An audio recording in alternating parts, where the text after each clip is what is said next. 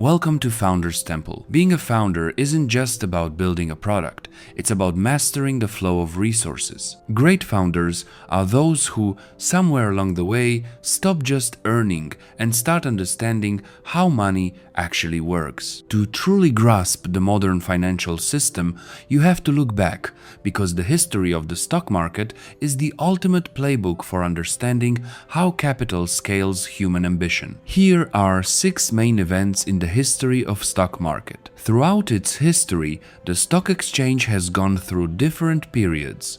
Sometimes it flourished and developed, positively affecting the economy of many countries. And there were also times when it was banned by religious radicals for centuries. Here are 6 interesting facts from the history of the stock exchange. Fact number 1. First stock exchange in the Forum in Rome. We find the first phenomenon of venture investing as early as ancient Rome in the 2nd century BC. Rome was one of the most advanced civilizations that left behind a lot of value for today's society. In Rome, there were the so-called publicani, state representatives responsible for collecting and assessing taxes. Income tax at the time was 1% of income, and in the case of war, 5%. What a time!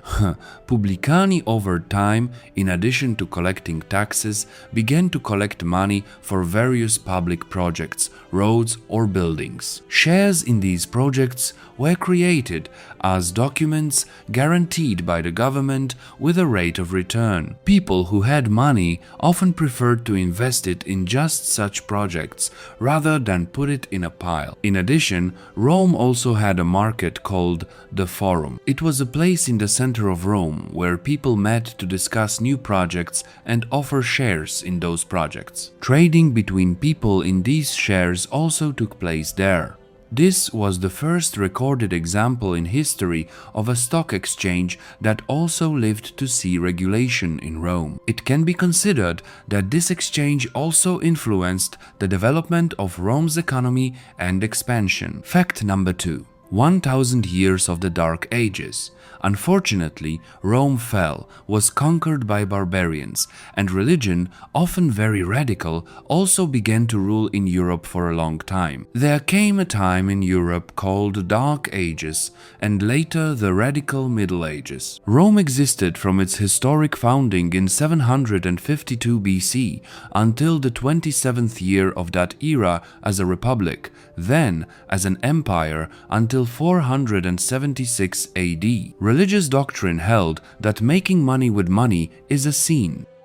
In the 13th century, St. Thomas Aquinas wrote that it is also a sin to sell more expensively or buy more cheaply than something is worth. This has been the message of religion for centuries, and the stock exchange was banned. These thoughts were also developed by St. Augustine, who said that a human activity whose goal is profit is an immoral activity that houses in people an endless desire to earn money. Also, that lending money to others to receive a profit in the form of a percentage of the amount lent is a cursed activity. Augustine even called it appetitus diviritum infinitus.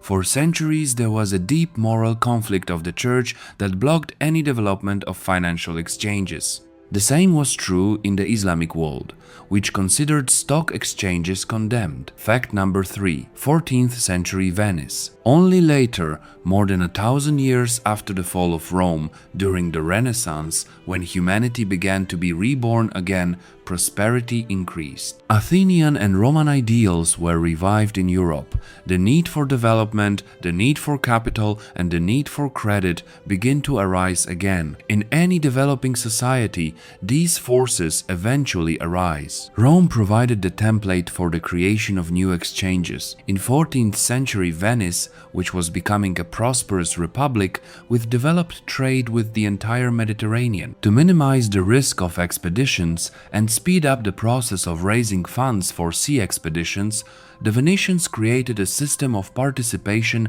in commercial ventures. These merchants created something like companies.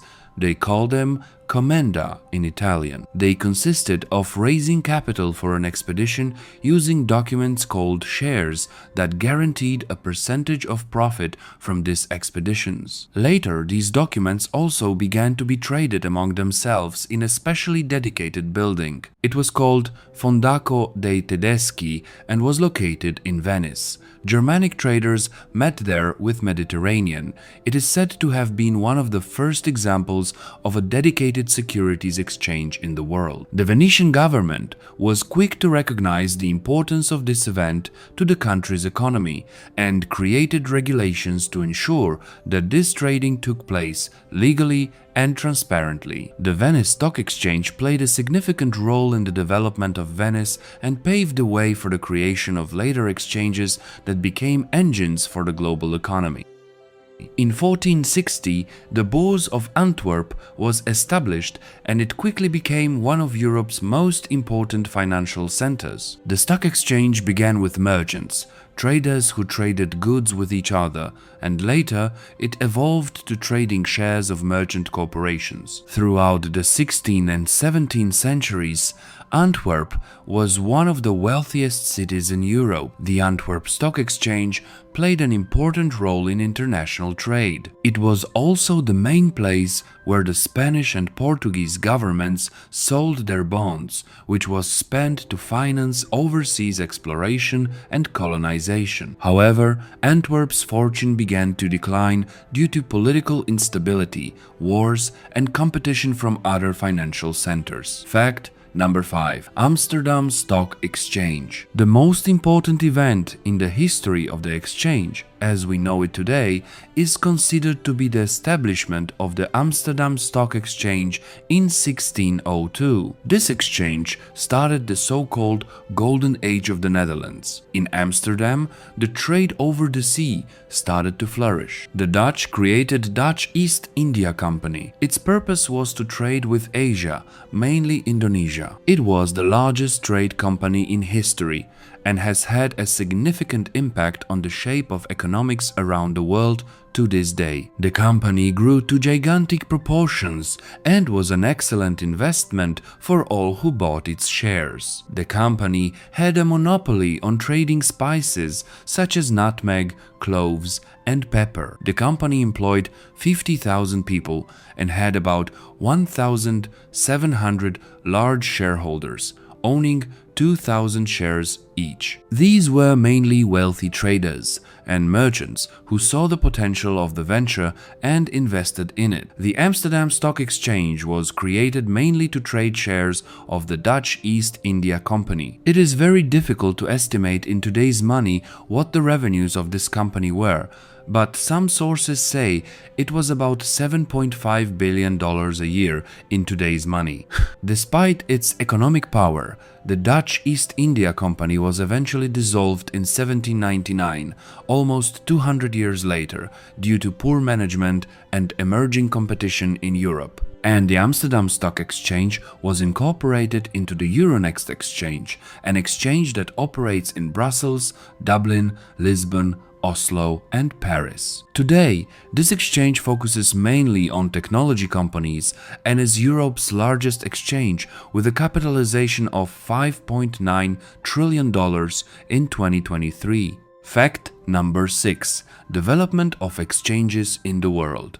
The Amsterdam Exchange paved the way for the establishment of other stock exchanges. Thus, in 1801, the London Stock Exchange was established.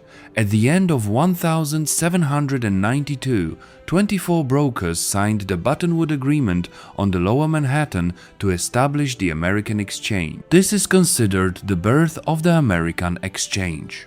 At first, the exchange offered only buying for brokers from the agreement. In 1878, the Tokyo Stock Exchange in Japan was established. This exchange played a significant role in Japan's economy until 1912. It influenced the country's rapid modernization and industrialization. In 1971, Nasdaq was established in the States. It was the first electronic exchange in the world.